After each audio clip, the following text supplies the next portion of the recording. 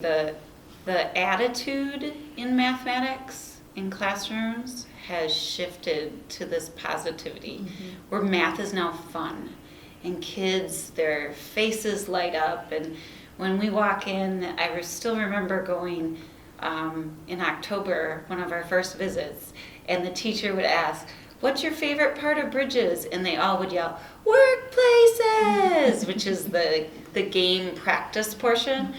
And it's so, like, to hear the excitement and see them engaging in mathematics in such a positive light is just so fulfilling as an educator, especially a math geek educator, because it is fun and it is wondrous, and I want them to have those experiences. So it's great to see that. So the teacher says, "I thought you'd get a chuckle out of the math conversation between two of my students. They were working on a poster to teach others on different multiplication strategies for whole numbers times fractions, as well as whole numbers times whole numbers, and had this exchange. Student 1, I love ratio tables. Student 2, me too, they are the best. Student 1, yes, they are my favorite strategy because it's an easy way to multiply. Student 2, yes, and so efficient." And she said, How old? Fifth graders. And so it was awesome that, like, a teacher took the time to, like, send that conversation to me, and I thought that was just beautiful, because I'm like, this is something that nobody, like ratio tables, that's definitely kind of a middle school thing. I love seeing them in elementary as young as third grade. It's like a fabulous thing from a middle school background.